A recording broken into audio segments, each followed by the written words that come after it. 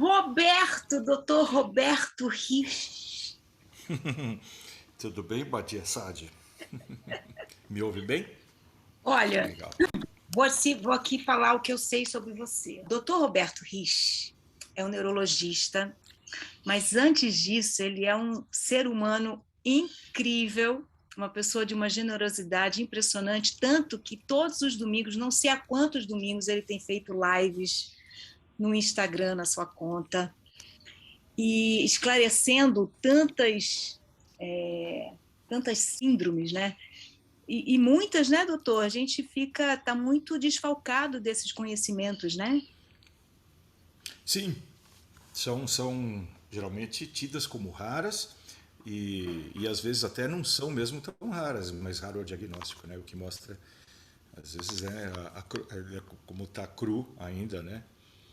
Tanto na área médica como na comunidade, né? Então elas são meio que às vezes doenças fantasmas, tudo. Então alguém tem que falar disso. Você tem feito isso há quantos domingos você tem feito a sua live? Eu não sei se sempre foi aos domingos, mas há quantas semanas você tem feito? Olha, essa ideia surgiu no começo da pandemia, né? Então isso então vai datar de abril de, No ano passado? do ano passado, que foi quando começou. As primeiras, eu falei, inclusive, acho que a primeira foi, me deu vontade de falar sobre dor, medo e fome. Né? Não necessariamente nessa ordem. E a ideia era trazer um pouquinho de conforto, né, para essas coisas e entender que elas são parte do robozinho. Não saia de casa sem elas. Né? E aí começou a aparecer, talvez assim, cheirar-se assim, a necessidade de começar a falar sobre alterações, distúrbios alimentares diante do medo, diante da fome, diante da dor. Né? Aí foi indo para a inflamação cerebral, aí comecei a falar um pouco também da importância de bruxismo, dentes, né, dentição. E aí fui vendo que o pessoal estava com fome, né? Estavam bem interessados e tinha muita pergunta. E eu achei que essa era uma forma, talvez, da gente abordar de maneira mais relax, né? Assuntos espinhosos e que também trouxesse um jeito mais próximo. Bom, deixa eu acabar de falar, de introduzir o doutor Roberto, porque a gente se conheceu, na verdade, através da esposa dele, que é uma pessoa incrível, a Vivian Rich, que é uma psiquiatra. E o Roberto é músico. Então, eu tenho perguntas curiosas hoje, no decorrer aqui da nossa conversa, Oba. mas antes de chegar lá, eu vou contar aqui rapidinho o porquê que eu quis bater esse papo com o Roberto. Que foi tipo um ano antes da pandemia, não sei se foi 2019 ou 2018, acho que foi em 18, foi, que eu tive o que eu achei que fosse uma crise de pânico. Na época eu estava morando em Atibaia, estava sozinha com a minha filha, recém-separado, o pai da minha filha tinha voltado para os Estados Unidos, eu num episódio de estresse emocional ali com ela, eu coloquei minha filha para dormir, né, depois de uma briga, então eu fiquei com um sentimento muito ruim, mas fui dormir mal, eu sei que na madrugada eu acordei com o que eu achei que fosse uma crise de pânico. É uma angústia tão grande, uma falta de controle tão fenomenal que você não sabe o que fazer. Como eu estava sozinha com minha filha, eu fui caminhar, deixei um bilhete para ela estava dormindo, fui caminhar, e essa sensação não parava, uma falta de ar, aquela angústia, bom, enfim. Voltei, não melhorou, peguei o carro, dirigi horas com vento, até uma exaustão, cheguei em casa, desmaiei, tomei um banho frio quando acordei, estava um pouco melhor. E eu tenho uma terapeuta floral que se chama Tchela, que me atende há muitos anos. E eu liguei para a Tchela, Tchela, o que está acontecendo comigo? Eu estou mal. Ela assim, olha, vou te aconselhar de se encontrar com a Vivian. Vocês moram em qual bairro? Né? Qual bairro? Granja Viana. Granja Viana. Então a Vivian me atendeu por Skype, na época que não tinha, a gente nem falava de Zoom, de nada disso. por Skype. Na conversa, ela me medicou e, e falou: mas eu acho que você deveria ver o meu marido, Dr. Roberto. E numa conversa com o Roberto, me pediram o tal do exame do tilt test. E eu fui fazer o tilt test e deu positivo para desautonomia, que eu nunca tinha ouvido falar. E a maioria, até hoje, de médicos que eu comento sobre desautonomia não sabem o que é, inclusive neurologistas. E foi o doutor Roberto que trouxe, não foi? O conhecimento da desautonomia para o Brasil? Eu estou correta em dizer isso? Não, talvez assim diretamente como se eu tivesse, né, trazido esse conceito, mas acho que eu fui um dos primeiros mesmo a trazer evidências enfim, vivência pessoal e tentar disseminar o conhecimento disso aqui no Brasil. E aí, com ele, eu descobri que o episódio que eu tive, obviamente, foi acentuado pela questão emocional ali, né? Que teve um fator emocional de estresse, mas que a desautonomia é uma síndrome hereditária, não é? Perfeito. E a gente não tem certeza quem seja na família, mas pelos sintomas, eu acredito que seja da minha mãe, da linda Dona Ica, que está com 91 anos, saudável. Então, é uma síndrome que aparentemente não tem cura, ela pode ser mais forte em pessoas e pessoas, né? E Perfeito. dependendo das suas situações de vida. Mas o que a minha mãe chama que tem os males, são os males da família.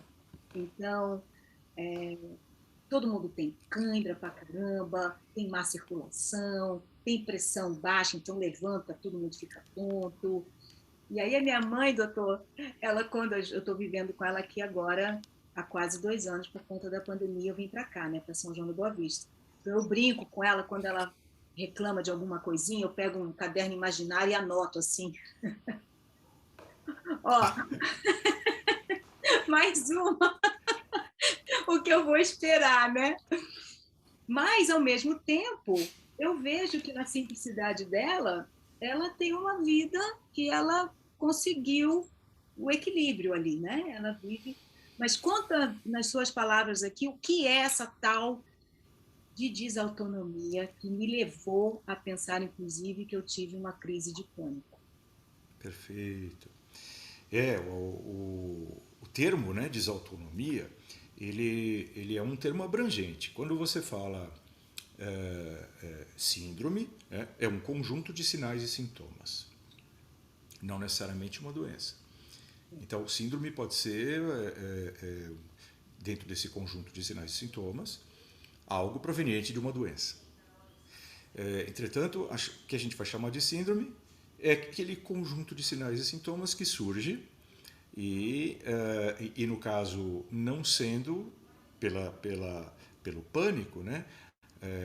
Você não está com medo, então síndrome do pânico é um conjunto de sinais e sintomas que parecem pânico. Você entrou em pânico, mas você não deveria estar em pânico, né? Porque senão você vai chamar de pânico. Eu tive pânico, tive medo, entrei em pânico, paralisei. Tá. A síndrome, esse conjunto de sinais e sintomas, ele se assemelha muito com um outro conjunto de sinais e sintomas, pouco conversado, pouco evidenciado, mas que está presente na literatura médica há muito tempo. Uhum. Às vezes recebendo nomes diferentes. Mas basicamente o que eles querem dizer é que o sistema nervoso autônomo, que é a parte do ser humano que controla a pressão, sem precisar da consciência, né? Você não para e pensa assim, deixa eu subir um pouquinho a minha pressão, porque eu acho que você pode até falar, mas você não tem a mão na alavanca, né? Então, esse sistema funciona independente, autônomo, né? Independente da consciência. Mas ele está no sistema nervoso central, como está o cérebro. E ele funciona também paralelamente aos nervos, à sensibilidade, à força, né? Então ele também está nos nervos periféricos. O sistema nervoso autônomo ele é abelhudo, né? Em todo que é lugar que tem neurônio, tem sistema nervoso autônomo. tamanha importância, né, de você poder ter uma autorregulação nesse robô eletroquímico. Porque se mudar a temperatura, tem que estar tudo, por exemplo, a temperatura externa, né? Se a gente muda junto a temperatura externa, a gente cai aí para, por exemplo, agora está o quê? 22 graus, 21 graus, acabou, não tem função celular. Então a gente tem que estar quentinho, independentemente do que está lá fora. Mas quentinho, não fervendo. Então toda essa regulagem de temperatura que é feita de forma brilhante, e completamente, graças a Deus, né, independente da consciência, tem outras funções. Piloereção, né?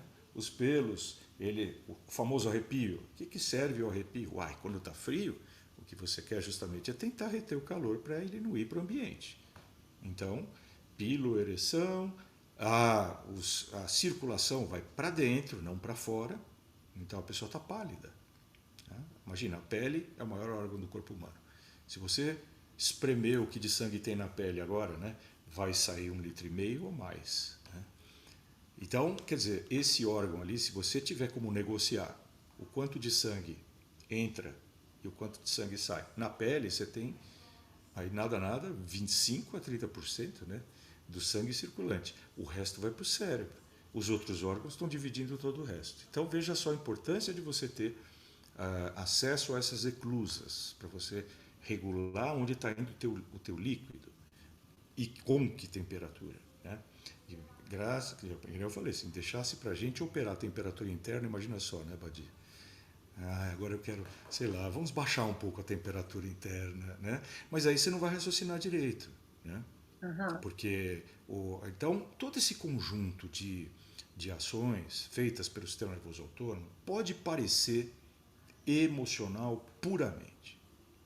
Assim como pode parecer, mais do que emocional, pode aparecer falta de vontade da pessoa. Porque ela pode, a desautonomia pode pregar uma peça, né? A pessoa está lá, por exemplo, pressão de 8/5, né?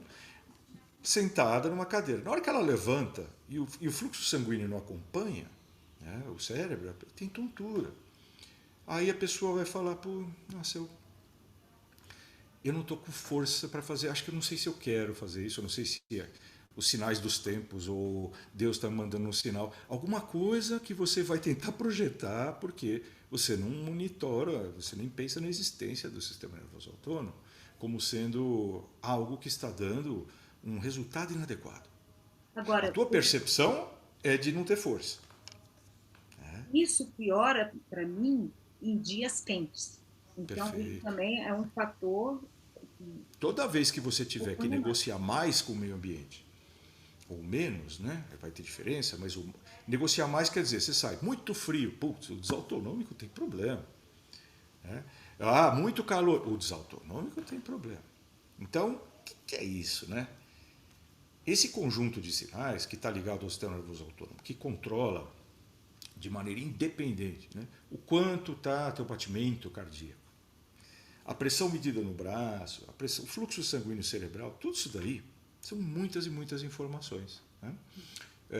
Só que a gente está acostumado com uma medicina em que você olha o número da pressão e acha que as coisas estão acontecendo por causa daquilo. O número da pressão no braço, por exemplo. Né? Aquilo é uma partezinha pequena do processo todo, né? Que vai estar envolvendo até não só a disposição, mas o bem-estar do indivíduo. Né? Então, você olha a desautonomia como sendo algo que, vamos dizer assim, não é visível ao raio-x, não é algo que aparece em exames de sangue, né? A não ser de forma indireta. Né?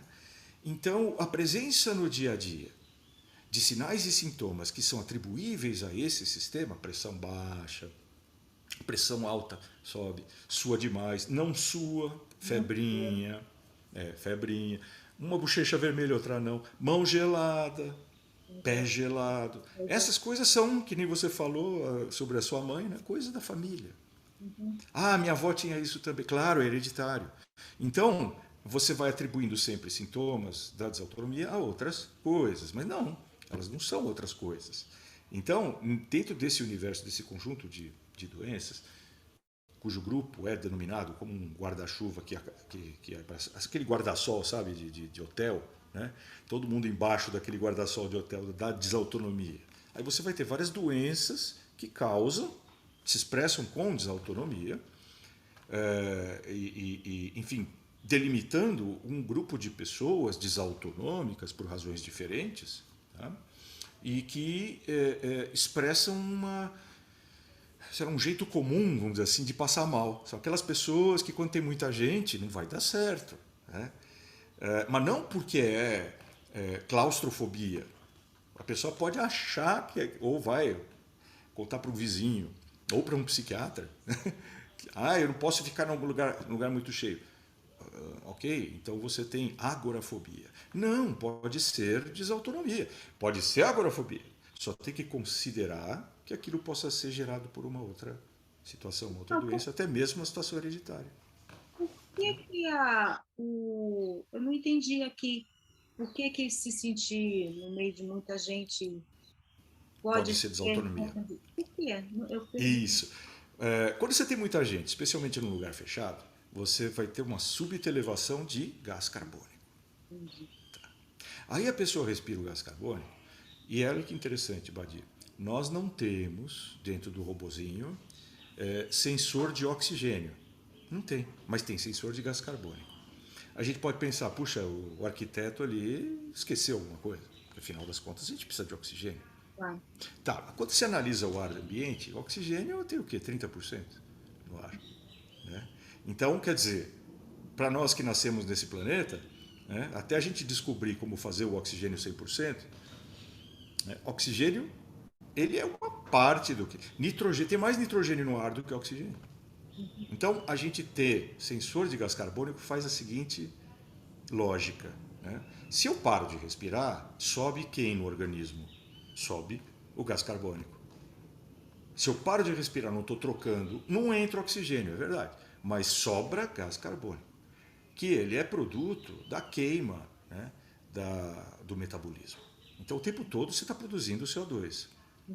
Na verdade, né, você produz o HCO3, que é o ácido carbônico, aí, a depender do pH do sangue, ele vai virar gás carbônico, vira gás carbônico, o pulmão solta ele. Aí depois respira o oxigênio, dentre outros gases. Tá. Aí que a gente tem lá no cérebro, né, um receptor da quantidade de gás carbônico no sangue. Quando começa a aumentar, depois de um certo tanto, esse lugar do cérebro começa a mandar sinal para o pulmão, melhor dizendo, né, sinal para o tórax e para o diafragma, né, para a cúpula diafragmática se espremer e soltar o ar. Né? Isso é o tronco cerebral que faz. Tendo oxigênio ou não. Subiu o gás carbônico, ele dispara. Sim. Então, você vai ter pessoas que vão disparar, né, quando sobe o gás carbônico, antes de outras. Aham. Esses são os desautonômicos. Né? Então, a pessoa que já vivenciou uma, duas, Já três, sabe. quatro, uma dezena, né, de situações onde tem bastante gente, ela começa a desenvolver um quadro reativo quando você tem mais pessoas. Então, esse é um exemplo que eu dei. Nem é o mais comum, né? Mas outros, como o que você vivenciou, sudorese, taquicardia, né? Dor de cabeça, brain fog, né? Brain Também. fog é a bruma ou névoa cerebral. É como se, sabe, 2 mais 2 não são 4. A pessoa pergunta, você está com aquele olhar de cara para a peixaria. O brain fog, ele te deixa... a sensação é de estar no meio de uma névoa dentro do cérebro. Você não acha as coisas, você não coordena as coisas, você fica em estado... As coisas não se conectam. E dá uma sensação de impotência muito grande. Perfeito. Agora, deixa eu te Então, isso, pode perguntar falar. uma coisa. Você falou da quantidade de gente, né, de pessoas juntas. Agora, pode também estar dentro do quadro da desautonomia quando a pessoa tem medo, começa a associar em ficar em lugar fechado, porque Perfeito. também vai faltar o ar, né? Vai faltar. É isso. E quando isso acontece, Badi, são casos muito difíceis, às vezes, de tratar, porque a pessoa já tem aquela crença, né, de que se trata de algo emocional. Então, por exemplo, um paciente meu, com 38, 39 anos de idade, é isso? Não, desculpa, vai, 45, por aí, isso. Foi mais tarde que ele veio me procurar. Músico, mas ele desenvolveu outra profissão porque ele tinha pânico de palco, medo de palco. Então, depois do segundo ou terceiro desmaio, quando ele ia tocar com uma banda, né, acabou. Falou, não, então não dá, eu vou tocar no estúdio, né, eu vou tocar na casa dos amigos, eu canto na minha casa, no banheiro, mas palco, não. Muito bem. Aí quando você conhece um pouco mais a história, ele foi me contando isso, fui vendo que nas crises que ele tinha, sempre antecedia uma sensação de que não tinha para onde ele sair. Então, quando ele não reconhecia uma saída em algum lugar, ele começava a desenvolver essa situação que tomava ele de controle. Ele não tinha controle, tomava de assalto essa situação e ele basicamente se percebia endurecendo os braços, né, perdendo a situação, o controle da situação, mas culminando num desmaio. Então, acabava trazendo perda de consciência. E uma ou outra vez ele relatava até com suspeita de convulsão. Quando ele me contou isso, né, falei, opa, então nós estamos diante de uma situação onde o coração, por um período, não estava conseguindo bombear sangue suficiente para o cérebro, né, por alguma razão. Porque para dar convulsão, quer dizer que o cérebro o último recurso do cérebro, quando está faltando o fluxo sanguíneo cerebral, é dar uma convulsão no indivíduo, é fazer ele se sacudir e isso vai jogar sangue para cima, ou para onde tiver a cabeça. Exatamente. Então, diante disso, eu fui vendo uma profusão de sintomas autonômicos. Então, ele vendo a história dele. Pressão do indivíduo já é mais baixa. Aí, histórico familiar. Pai desmaiava, mãe desmaiava. Aí tinha, de vez em quando ele tinha problema, por exemplo, de foco. Então, ele chegava aí num oftalmo, por exemplo, e o oftalmo falava, não, você não tem nada, não está precisando de óculos, não está precisando mudar o óculos. Ele falava, mas por que de vez em quando eu não consigo focar direito? E, na verdade, ele estava falando de alguns momentos de manhã, outros momentos no final da tarde, onde ele lia alguma coisa e desfocava. Ele, intrigado com aquilo, foi no oftalmo, o oftalmo falou, você não tem nada. Né? Entretanto, quem é que faz o foco? A gente não vê uma mãozinha na nossa lente, né, de fotógrafo. Né? Quem faz isso daí é o sistema nervoso autônomo. Ele mexe no diâmetro, né, na situação geométrica da nossa lente, através de um músculo. Né? Um músculo quase que invisível, que é controlado, graças a Deus, pelo sistema nervoso autônomo. Quer dizer, você não tem nem parte nisso, só que você repara, né, como diz o outro. Mineiro que diz que é assim, mineiro repara, não fica bravo. Então, mas você viu o quê? Ficou desfocado, ele vai e conta para o médico fala, se não tem nada, deve ser o quê? Nervoso. Aí ele começa a ficar bravo com esse tal desse nervoso e põe tudo na conta do tal do nervoso. Né? Agora, quando vendo esse paciente pedir exame, fez o tilt test, positivou, ele perdeu consciência em 7 minutos. Perdeu a consciência. Só que não sem poder observar que até o 7º minuto do tilt test, ele estava sentindo tudo aquilo que ele sentia antes de desmaiar no palco. Porque estava então, na sala. Esse é o ponto, Badi. Exatamente. Esse é o ponto, Badi. Se o exame tilt test foi positivo e se ele reproduziu aquilo que você sente no dia a dia. Então, o calor, a vontade de ter o vento. Quantas vezes não acontece, né, de um paciente no meio do tilt test falar para o cardiologista que está fazendo, falou assim, doutor, dá para abrir uma janela? E tem alguns que não se tocam. Percebe? Então, essa interface é que é complicada. Quando eu fiz o tilt test, para quem não tem noção do que é, a gente deita numa cama, eles nos colocam, não é uma corda, algo que nos fique preso, uma cinta, né? Uma cinta. Uma cinta. E essa cama, ela vai ficar a 70 graus. 70 graus, ou seja, você não... Com a cabeça para cima. Com a cabeça para cima e você fica pendurado ali, né? Como você não está em contato com o chão, que é da forma que Isso. bombeia o sangue, que ajuda a bombear sangue de volta para o cérebro, fica mais difícil ainda desse movimento acontecer. Quando o meu deu, por volta dos 20 minutos que eu estava ali, começou a dar a mesma sensação da crise do pânico que eu tinha. Falta de ar, e eu tenho essa coisa da falta do ar. E ficou associado, por isso que eu tenho que continuar tratando o emocional por conta de uma associação que ficou com lugar fechado também.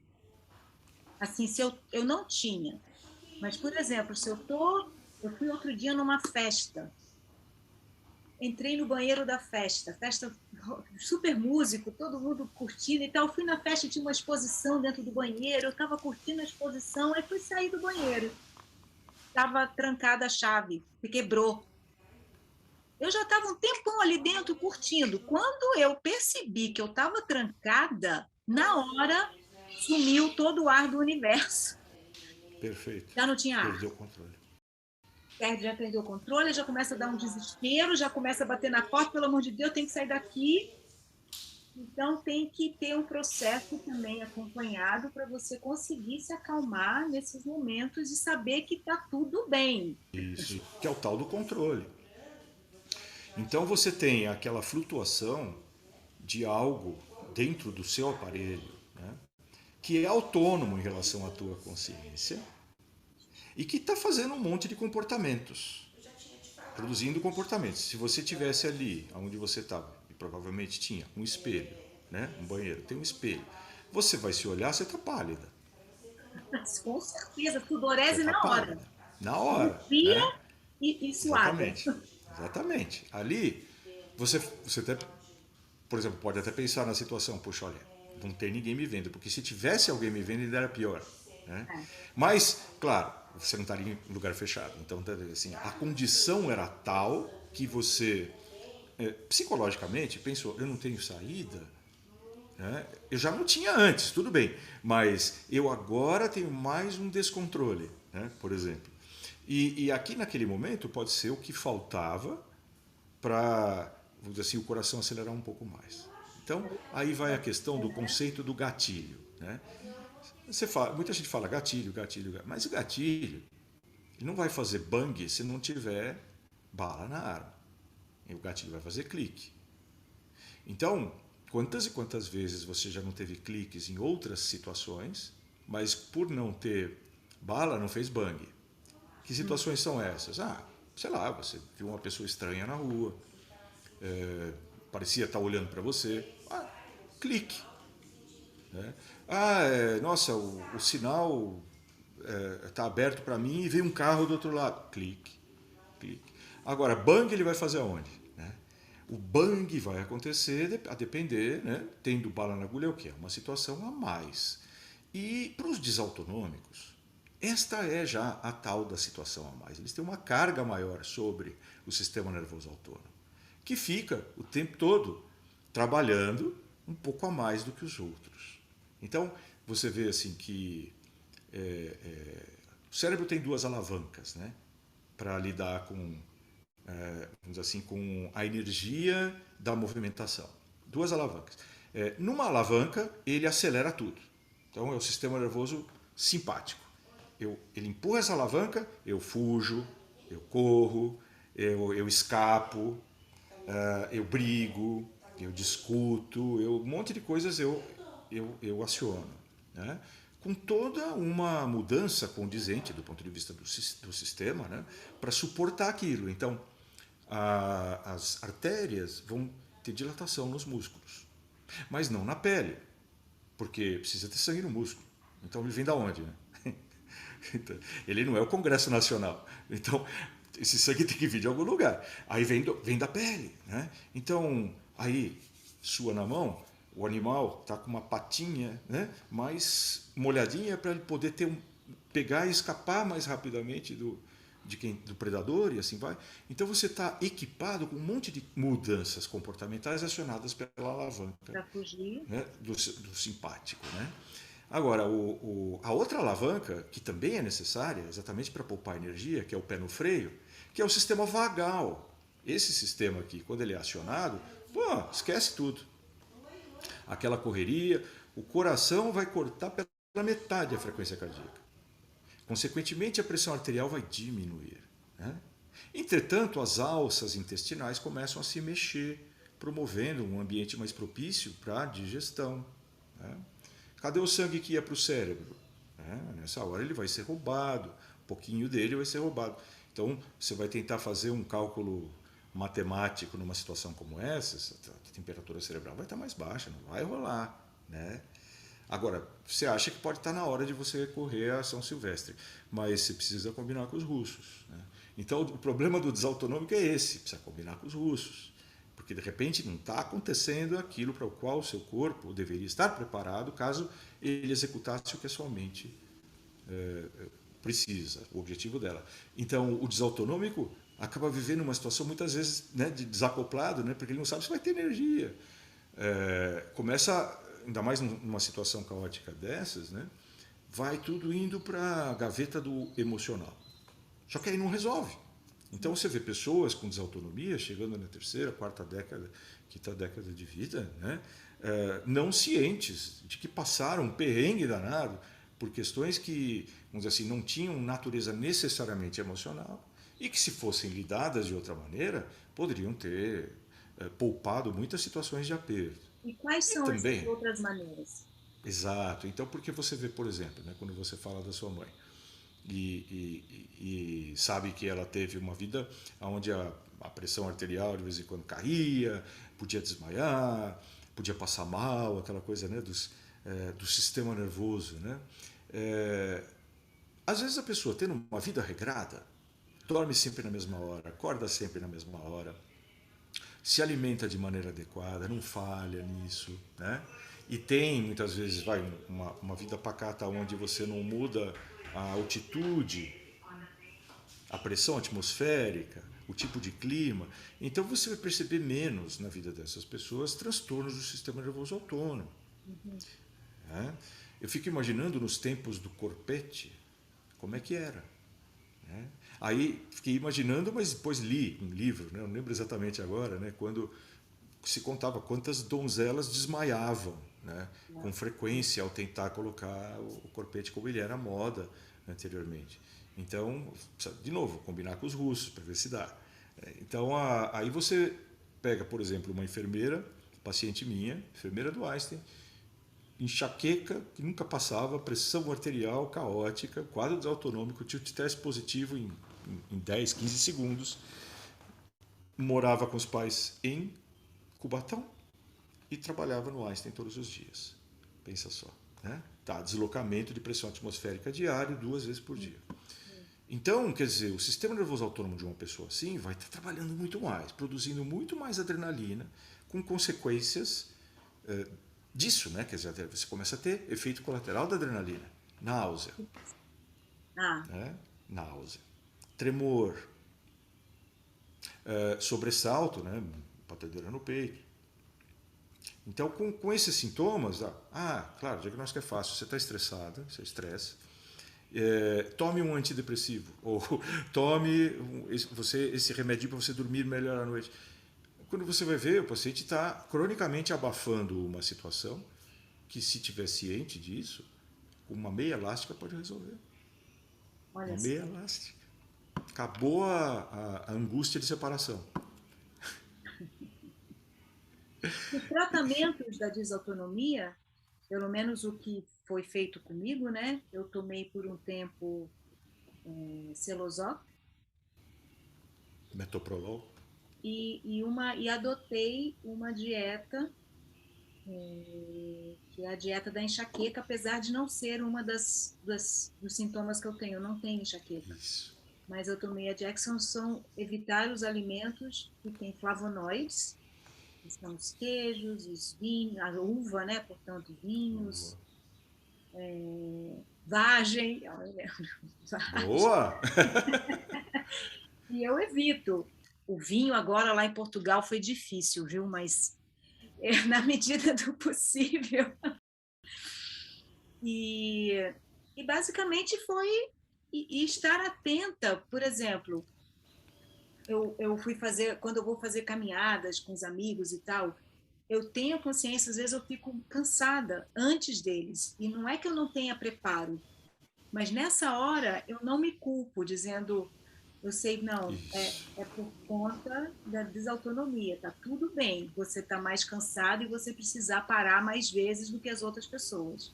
Eu respondo. Exatamente. Exatamente. Isso é muito importante.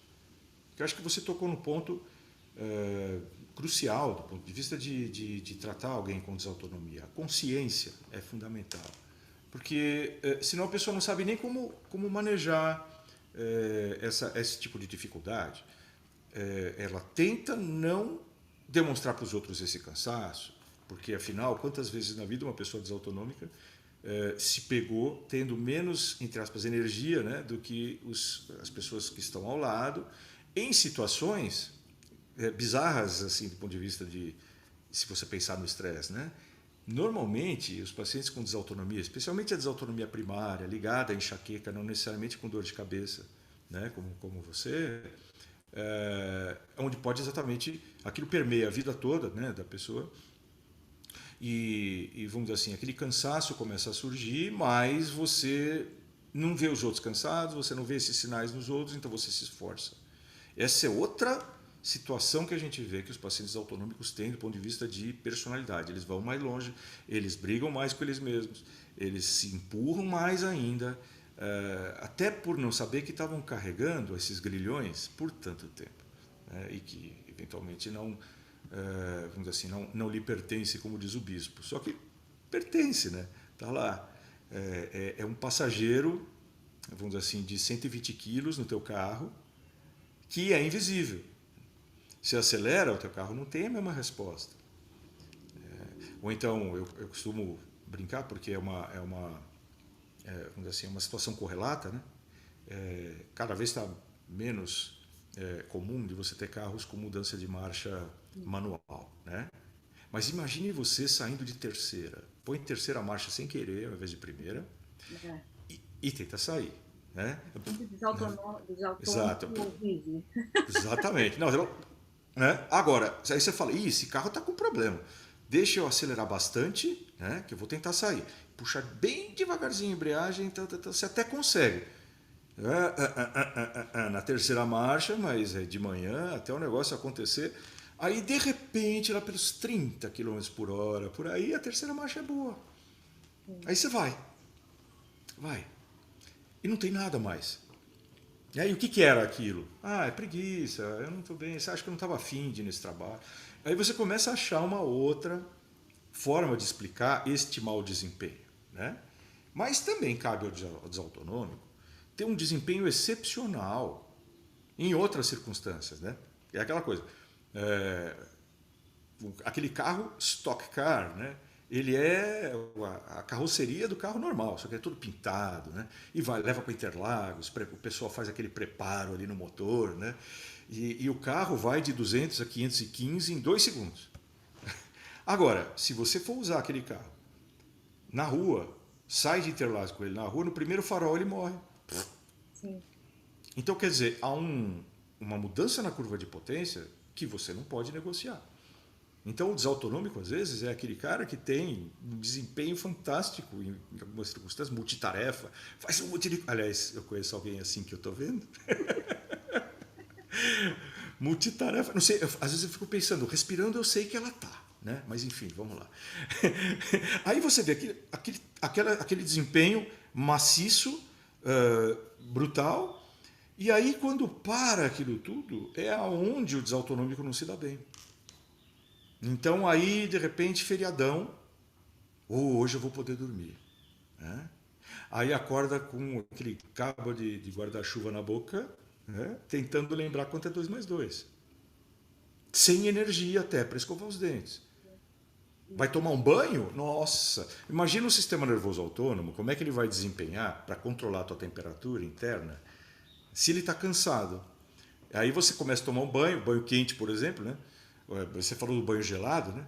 O banho gelado, o que ele vai fazer? Ele vai te revigorar em parte, em outra parte, para quem é desautonômico, ele baixa a temperatura cerebral. Ele não resolve o problema.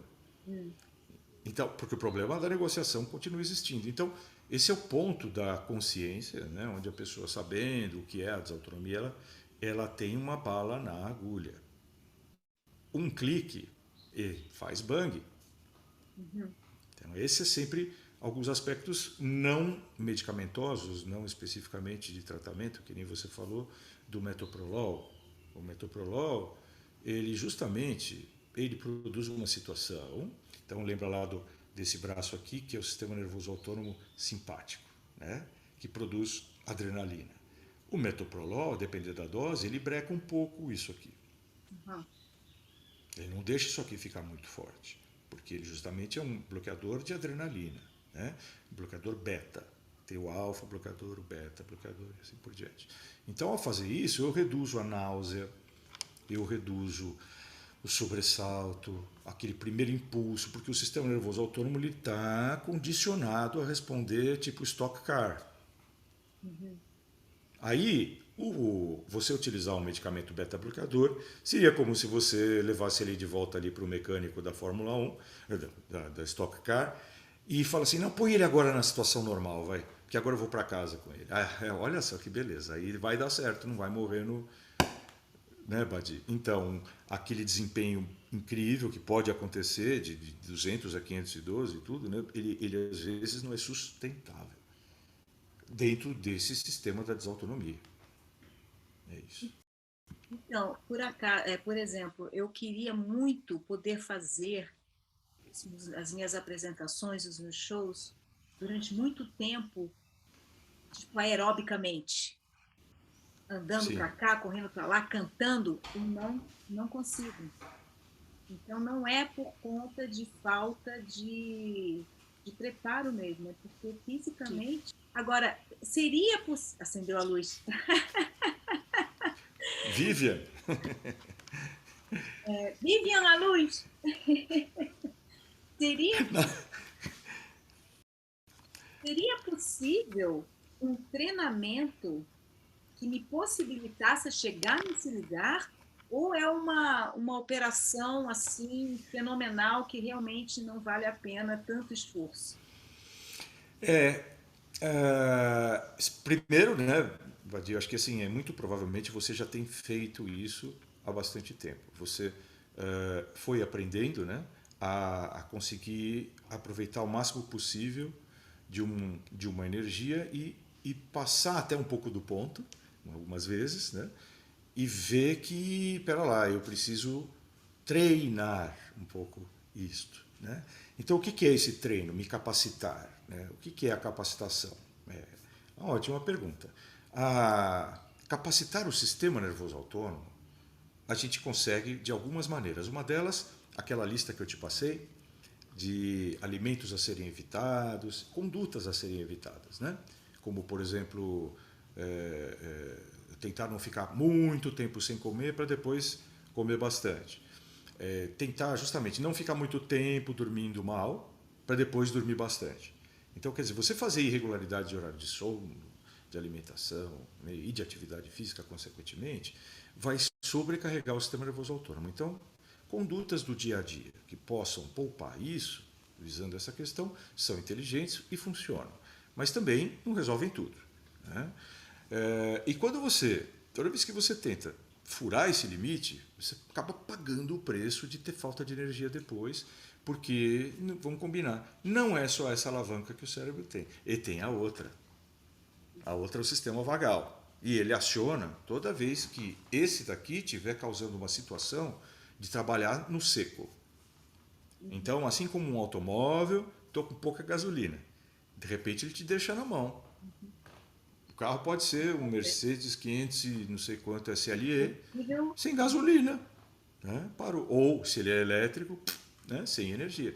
Não dá. Então, esse sistema que funciona para justamente não acontecer de você colapsar antes do tempo, ele vai sendo acionado, por exemplo, numa situação onde a taquicardia chega num ponto em que o coração está batendo e na hora que ele vai relaxar ele já tem que bater de novo. Ele bate vazio. Quando acontece isso, pá, aciona o, o, o parasimpático, tem um reflexo vagal, corta a frequência cardíaca pela metade E se o que estava mantendo o fluxo na cabeça era esse batimento muito rápido, a pessoa desmaia. Então, outra forma que você tem, né, de trabalhar esse aspecto, e não é puramente, vamos supor, ficar repousando, né, é você entender que o treino nada mais é do que tirar o gasto excessivo de energia em músculos que não precisa. Se você for ver, por exemplo, levanta a bola aqui para mim, eu dou uma cortada, eu vou fazer careta, eu vou fazer um monte de comportamentos musculares inapropriados, com isso vou gastar energia, com isso eu vou ficar mais cansado e não vou atingir meu objetivo. Quando você vê um jogador de vôlei da seleção brasileira, ele faz essa batida a 3 metros de altura, 5 metros de altura, com o rosto de samadhi. Me parece estar meditando, né? Claro. Então, ao treinador, é possível atingir o objetivo melhor, maior, mais ousado, mesmo sendo ele autonômico, né? Então, existem alguns truques, entre aspas, com terapêuticas, tentativas terapêuticas, nem sempre dão certo, de vitalizar o sistema nervoso autônomo dentro dessas condições. Uma das mais conhecidas mundialmente, que é muito interessante, é a sauna finlandesa, por exemplo, né? A sauna finlandesa, ela faz essa coisa de trabalhar o contraste culturalmente, etc. e tal, quer dizer, todo mundo ali faz isso, aquela coisa toda. Então, você vê gente treinando o sistema nervoso autônomo, né? Ou então, por exemplo, a respiração. Então, quando você vê mergulhador de águas profundas, né, esses caras aprendem a controlar exatamente o quimiorreceptor do tronco cerebral no tocante a quanto de CO2 tem no sangue e não respirar. Então, é possível, né, que você consiga manejar até onde é humanamente possível, negociar com o sistema nervoso autônomo algum tipo de controle. Então, um exemplo disso, né? Tá com vontade de fazer xixi. Então, e não tem banheiro perto. Muito bem. Bom, não vou nem pensar no assunto. Continuo fazendo aqui o que eu estou fazendo, porque se eu ficar pensando no assunto, eu começo a trançar as pernas. Não é isso? Então, aí você percebeu a interface da tentativa de controle sobre o sistema nervoso autônomo. A gente tem bexiga, né? E nós somos animais sociais. Eu não sei se é nessa ordem, né? Então, a gente tem ampola retal, né? Então, a gente não faz que nem os cavalos, quando estão desfilando, né? Pló, pló, pló, pló, pló, pló. Então, aí você começa a ter que negociar aspectos sociais, que não são necessariamente fisiológicos dentro de você. Então, está lidando com sensação de propriedade. Aqui é inapropriado fazer xixi no chão, né? E aí, você percebe a dificuldade. Chega uma hora, não dá. Então, mas é possível treinar? É possível. Tá, Quem? entendi. Agora a meditação, que é existe o exercício do controle, Isso. né? Perfeito. Então, para quem medita, todas essas derivadas, Ora, eles só podem ser facilitados modificados. pela pessoa que faz meditação. Sim, perfeitamente. A pessoa vai mais longe no controle, por exemplo, de batimento cardíaco. Então, parar, não dá, não tem como. Mas reduzir, acelerar, treinando é possível. Você vai encontrar caminhos aonde é permissível, né, negociar um pouco com o sistema nervoso autônomo. Mas na hora que chega em situações de alarme, o corpo assume. Não tem jeito, né? Então, controlar, por exemplo, a fome, né? Ou não controla a fome, mas controla o impulso de comer. O fakir, a meditação, são situações onde você justamente tenta transcender esses limites Interessante você corpóreos, falar né? isso, que uma vez eu fiz um curso de autoconhecimento com os meus 20 anos e tal, e tinha um exercício que o Seiji, que era o mentor, né, ele falava que um dos exercícios era treinar a vontade sobre o desejo. Então, assim, uma coisa que você adora, por exemplo, comer, é um chocolate. Você coloca o chocolate ali na sua frente, mas a sua vontade é de não comer. E a vontade, ele dizia, ser da alma. E o desejo, minha gata aqui, o desejo, prazer da carne, né?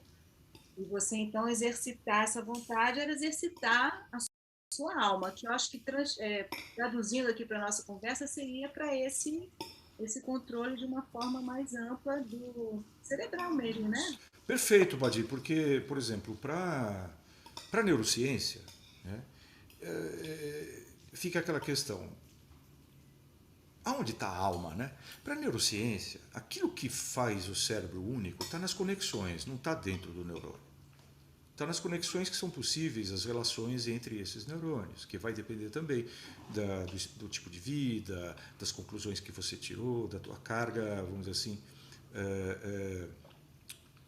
conscienciosa, né, sobre as ações que você consegue perceber. E isso é o que está, né, ali vamos dizer assim, não existe a falta de conceito de alma na neurociência. O que existe são nomes diferentes que se dão às coisas, né? Mas se você vê, por exemplo, conceitos filosóficos, né, sobre alma, a filosofia em nada deveria ser diferente da neurociência. Nós estamos falando sobre a mesma coisa.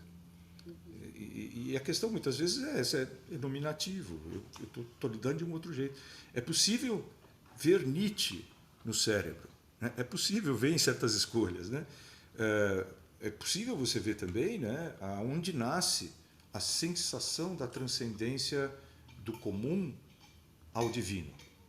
É possível você estimular certas áreas do cérebro e observar situações correlatas a isso, com a resposta do sistema nervoso autônomo e tudo.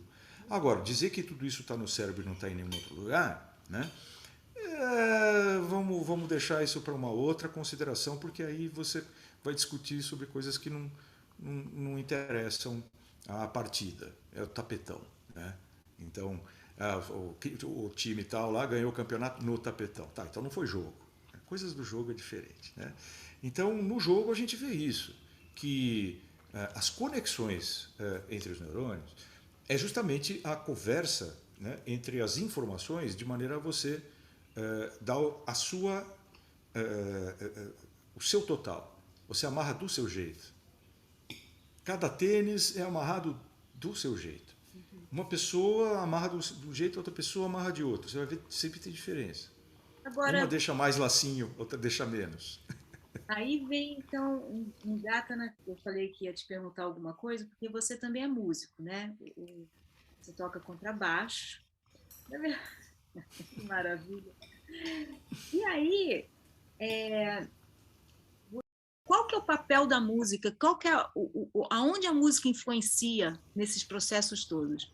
Pois eu tenho aqui, então, sou uma pessoa que lida com a música o tempo todo, tenho desautonomia e consigo, assim como você falou, fazer muitas coisas ao mesmo tempo. Então, o fato dessa multiplicidade de coisas que eu consigo fazer estarem relacionadas à música me facilita seguir nessa estrada sendo uma pessoa com desautonomia? Sim, especialmente, por exemplo, quando você combina na tua expressão musical, como você faz, né, movimentos de pernas, movimentos dos braços. Isso para o desautonômico é ouro. Me lembro de um caso, por exemplo, né? Me lembro de um caso, por exemplo, de um rapaz de 19, 20 anos, veio no meu consultório e tinha desmaiado. Mas ele estava morando em Barcelona, estudando música.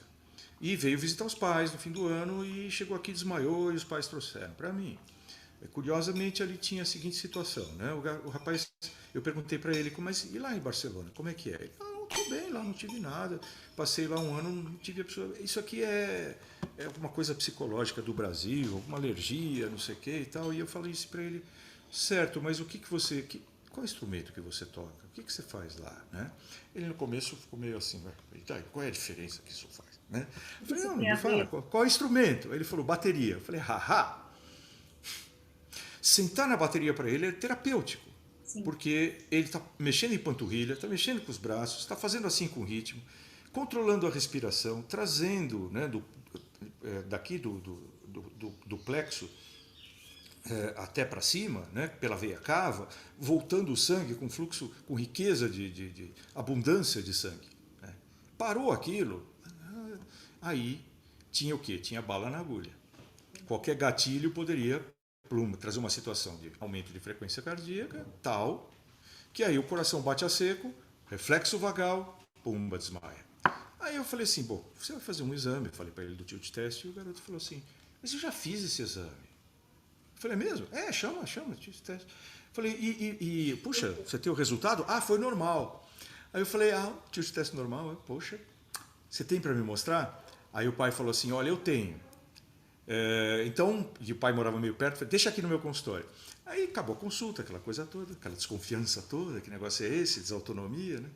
E aí o pai traz o tilt test e deixa lá. Quando eu abro o tilt test, eu quase caio para cá. O garoto desmaiou em 5 minutos.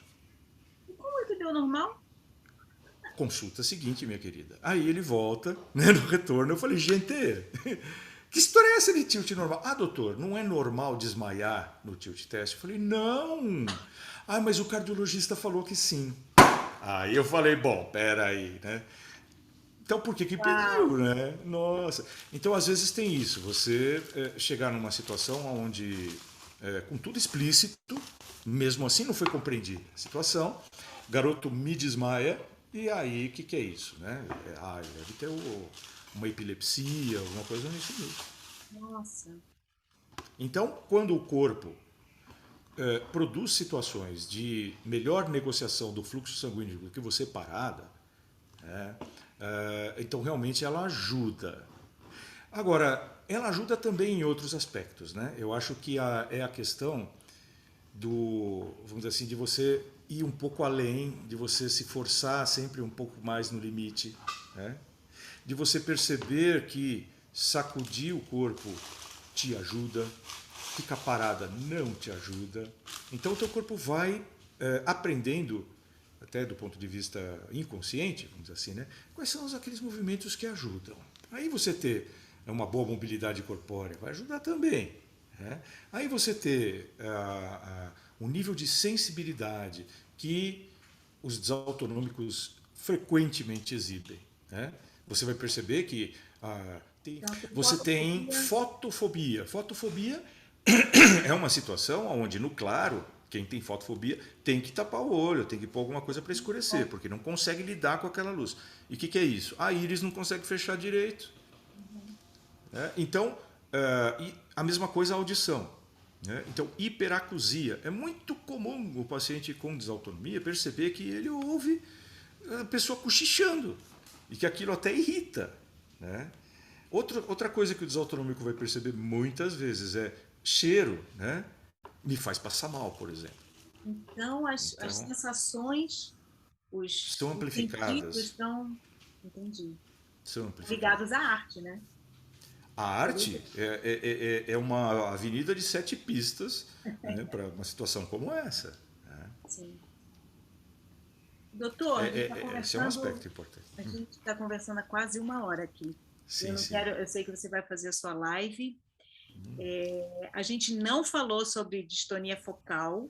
Queria perguntar se você topa falar em um outro Opa! dia. Bacana. Pode ter a ver Belo assunto. com desautonomia ou não? Olha, Badi, pode. Não diretamente, quando você fala na distonia focal, que é um processo neural completamente diferente de descontrole. Mas não deixa de ser, né? Um certo descontrole. A sensação né? é de descontrole. É de descontrole, né? E vamos dizer assim, por esse aspecto não teria a ver, né? Outra coisa no seu descontrole, mas existem algumas situações que propiciam ambas as coisas, desautonomia e distonia focal, como epifenômenos de um mesmo arcabouço epigenético. Então existem algumas circunstâncias onde isso pode existir, né? Pode coexistir na pessoa, mas não que elas sejam, vamos dizer assim, uma que seja causa da outra ou que uma seja associável à outra pelas suas naturezas, mas sim pela pessoa que tenha. E pode existir uma frequência um pouco maior, que a gente até pode abordar isso da outra vez, né, quando for falar de distonia focal. É um assunto apaixonante. Porque eu tive distonia e até hoje tem gente que descobriu. Hoje em dia, os jovens que descobrem que estão com distonia me procuram porque sabe que eu superei, né? De Teve que uma certa superar isso, forma, exato. eu superei. Perfeito. Então, me procuram como um alento. E aí eu quero mesmo fazer um papo com você sobre a Excelente. distonia, inclusive para essas pessoas que me procuram, eu falei da referência, assiste Ótimo. esse bate-papo Legal. com o Dr. Roberto.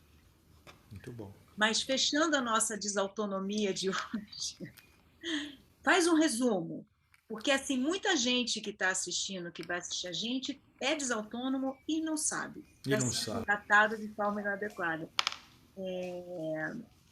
E que pode, faz um resumo assim, dos sintomas que ela pode Isso. desconfiar que seja uma desautonomia, em que situação procurar um neurologista, né? E não ficar procurando o cardiologista porque o coração fez tchum, né? O Exato. psiquiatra porque a cabeça fez tchum. O gastroenterologista, porque a comida não progride, ela para no estômago. Né? Ou seja, esses sintomas, né? Assim, primeiro eu acho que é importante, né, Badia, te agradeço super, né, esse espaço, porque eu acho que são informações que atingem, como você mesma falou, né, um grupo de pessoas que pode estar padecendo disso, não tem a menor noção. Então, ter a oportunidade de estar chegando a essas pessoas, essa informação, é bastante importante. E te agradeço muito isso. Então, o que são esses sinais que podem justamente demonstrar esse desacoplamento, né, entre o estado do corpo interno, né, que se desacopla então do que está acontecendo do lado de fora. Então, tá calor, né, e a pessoa tá vermelha, né, porque o sangue vai para fora para a gente poder trocar com o ambiente, mas aí depois a temperatura volta ao normal, ela continua passando mal, continua vermelha e não está calor. Então, esse desacoplamento, né, do que acontece com o ambiente versus o que deveria acontecer no corpo é a chave da desautonomia. Eu acabei de comer, é natural que esteja um pouco estufado, é natural que eu tenha um pouquinho de sono, que eu tenha que digerir, mas se eu continuo sentindo isso o dia inteiro, 2 dias, 3 dias, tem algo errado, pode ser desautonomia. Né? Ou então, a situação reversa, onde você come e tem que correr para o banheiro para evacuar. Né? Vamos dizer assim, não consegue desempenhar dentro das funções digestivas um bom papel. Então, frequentemente vai perceber né? Tudo que é alça intestinal trabalhando o triplo, vamos dizer. Né? Então, esse tipo de destempero, dor de cabeça, enxaqueca é algo que sempre deve remeter a pessoa a, vamos dizer assim, procurar um neurologista pensando na desautonomia, especialmente se ela perceber que ela tem o quê também, além da enxaqueca? Pressão baixa, histórico de desmaio, rosto quente, mão gelada, rodela de suor embaixo dos braços, muitas vezes em situações onde não está calor, tremor, é, palidez mucocutânea, Taquicardia, né? taquicardia. Então, às vezes você vai falar, puxa, eu tenho medo de palco, como pensou aquele paciente, né? Então eu não posso ser músico. Não, trata o seu sistema nervoso autônomo. Medo você vai continuar tendo na tua vida. Graças a Deus não sai de casa sem ele. Vou controlar ele. Né? Agora, não tem bala na agulha? Não faz bang, não desmaia. Sim. Né? Então essas são as situações onde aí você vai ver, né, que na família pode ser que tenha também. Ai, que prazer falar com você. O Uma prazer hora é foi meu. muito pouco, né? Eu sou Ah, paciente é. do Dr. Roberto desde então, porque ele tem essa visão global, né? Ele vê o paciente, você está vendo a quantidade. Eu fico assim, o que que ele faz para ter uma memória que esse homem tem? Ele fala desses assuntos, então, meu Deus, que outra coisa. Eu tenho uma. Não, muitas situações a minha memória fica, que também é um dos sintomas, né? De Com buscar certeza. a palavra não vem, e de repente quer falar uma palavra, fala outra da mesma família, quer falar prato, fala panela, começa com a letra Exatamente. P, mas. E tem situações que Perfeito. eu fico pior, né? Exatamente. Mesmo aqui na nossa conversa, eu quis falar alguma palavra, ela não veio e a cabeça fica procurando qual é. Mas, enfim, o doutor tem essa visão muito ampla e tanto que agora eu vou nas outros especialistas, né? Mas tudo que eles falam, eu mando, encho o saco dele para assim, ó, posso tomar esse remédio que a minha ginecologista mandou? Eu posso fazer isso ou aquilo? Porque ele sabe as coisas que eu posso e que eu não posso, e eu confio 100% nesse ser humano aqui, competente Obrigado, Bandi. e amigo. Então, gratidão, muito obrigada.